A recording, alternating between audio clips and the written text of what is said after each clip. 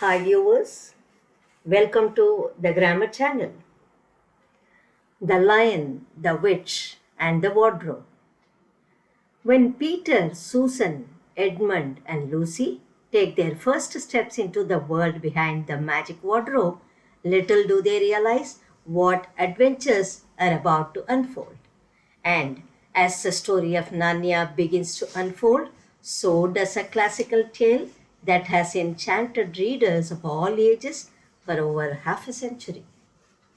This stunning version of the classic, The Lion, the Witch, and the Wardrobe, illustrated by Christian Birmingham, comes with a special music which transports the listener straight to the heart of Narnia.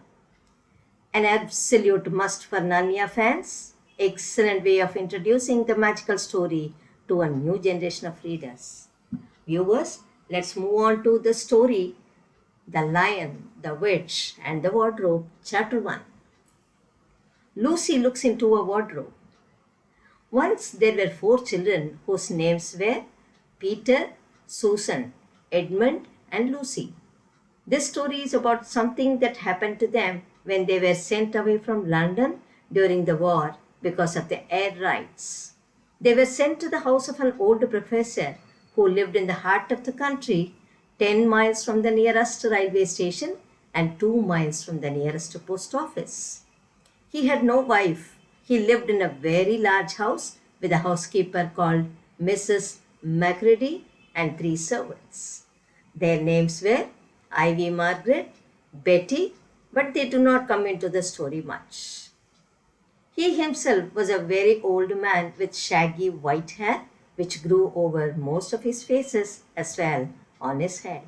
And they liked him almost at once. But on the first evening, when he came out to meet them at the front door, he was so odd looking that Lucy, who was the youngest, was little afraid of him, and Edmund, who was the next youngest, wanted to laugh and had to keep on pretending he was blowing his nose to hide it. As soon as they had said good night to the professor and went upstairs on the first night, the boys came into the girls' room and they all talked it over. We have fallen on our feet and made no mistake, said Peter. This is going to be perfectly splendid. That old chap will let us do anything we like. I think he is an old dear, said Susan. Oh, come off it, said Edmund, who was tired and pretending not to be tired, which always made him bad tempered. Don't go on talking like that. Like what? Said Susan. And anyway, it's time you were in bed. Trying to talk like mother, said Edmund. And who are you to say when I am going to bed? Go to your bed first. Hadn't we all better go to bed? Said Lucy. There's sure to be a row if we are heard talking here. No, there won't, said Peter. I'll tell you, this is the sort of a house where no one's going to mind what we do. Anyway, they won't hear us. It's about a 10 minutes walk from here down to that dining room and any amount of stairs and passages in between. What's that noise? Said Lucy suddenly. It was a far larger house than she had ever been in before, and the thought of all those long passages and rows of doors leading into empty rooms was beginning to make her feel a little creepy. It's only a bird, silly, said Edmund. It's an owl, said Peter. This is going to be a wonderful place for birds. I shall go to bed now. I say, let's go and explore tomorrow. You might find anything in a place like this. Did you see those mountains as we came along? And the woods? There might be eagles, there might be stags, there'll be hawks. Badgers, said Lucy. Foxes, said Edmund. Rabbits, said Susan. But when the next morning came, there was a steady rain falling, so thick that when you looked out of the window, you could see neither the mountains, nor the woods, nor even the stream in the garden. Of course it would be raining, said Edmund.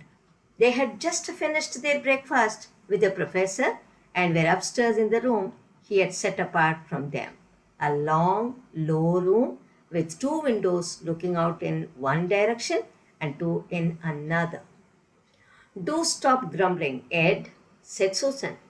10 to 1 it'll clear up in an hour so. And in the meantime, we are pretty well off. There is a wireless and lots of books. Not for me, said Peter. I am going to explore the house. Everyone agreed to this, and that was how the adventures began. It was the sort of house that you never seem to come to the end of, and it was full of unexpected places. The first few doors they tried led only into spare bedrooms, as everyone had expected that they would. But soon they came to a very long room full of pictures, and there they found a suit of armor. And after that was a room all hung with green, with a harp in one corner, and then came 3 steps down and 5 steps up, and then a kind of little upstairs hall and a door that led out onto a balcony. And then a whole series of rooms that led into each other and were linked with books. Most of them were very old books, some bigger than a Bible in a church. Shortly after that, they looked into a room that was quite empty except for one big wardrobe, the sort that has a looking glass in the door. There was nothing else in the room at all except a dead blue bottle on the window sill. Nothing there, said Peter, and they all trooped out again, all except Lucy. She stayed behind because she thought it would be worthwhile trying the door of the wardrobe, even though she felt almost sure that it would be locked. To her surprise, it opened quite easily and two mothballs dropped out. Looking into the inside, she saw several coats hanging up, mostly long fur coats. There was nothing Lucy liked so much as the smell and feel of fur. She immediately stepped into the wardrobe and got in among the coats and rubbed her face against them, leaving the door open, of course, because she knew that it's very foolish to shut oneself into any wardrobe. Soon she went further in and found that there was a second row of coats hanging up behind the first one. It was almost quite dark in there, and she kept her arms stretched out in front of her so as not to bump her face into the back of the wardrobe. She took a step further, then 2 or 3 steps, always expecting to feel woodwork against the tips of her fingers. But she couldn't feel anything. This must be a simply enormous wardrobe, thought Lucy, going still further in, pushing the soft folds of the coats aside to make room for her. She noticed that there was something crunching under her feet. I wonder if there are more mothballs, she thought, stooping down to feel it with her hand. But instead of feeling the hard, smooth wood of the floor of the wardrobe, she felt something soft, powdery, extremely cold. This is very queer, she said, and went on a step or two further. Next moment, she found that what was rubbing against her face and hands was no longer soft fur, but something hard, rough, and even prickly. Why, it is just like branches of trees, exclaimed Lucy. And then she saw that there was a light ahead of her, not a few inches away where the back of the wardrobe ought to have been, but a long way off. Something cold and soft was falling on her. A moment later, she found that she was standing in the middle of a wood at night time with snow under her feet and snowflakes falling through the air. Lucy felt a little frightened. She felt very inquisitive, excited as well. She looked back over her shoulder, and there, between the dark tree trunks, she could still see the open doorway of the wardrobe and even catch a glimpse of the empty room from which she had set out. She had, of course, left the door open, for she knew that it is a very silly thing to shut oneself into a wardrobe. It seemed like daylight was there, I can always get back if anything goes wrong, thought Lucy. She began to walk forward, crunch, crunch, over the snow and through the wood towards the other light. In about 10 minutes, she reached it and found it was a lamp post. As she stood looking at it, wondering why there was a lamp post in the middle of a wood, and wondering again what to do next, she heard a pitter patter of feet coming towards her. Soon after that, a very strange person stepped out from among the trees into the light of the lamp post.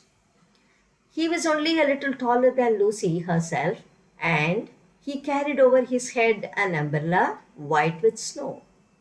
From the waist upwards, he was like a man, but his legs were shaped like a goat's. The hair on them was glossy black. Instead of feet, he had goat's hooves.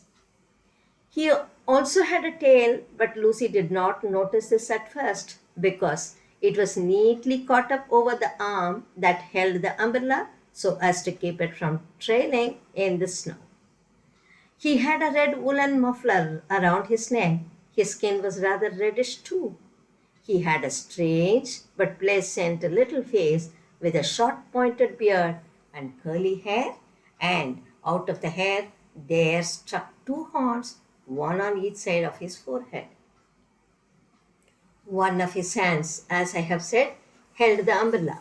In the other arm, he carried several brown paper parcels. What with the parcels and the snow, it looked just as if he had been doing this Christmas shopping. He was a fawn, and when he saw Lucy, he gave such a start of surprise that he dropped all his parcels. Goodness gracious me! Exclaimed the fawn.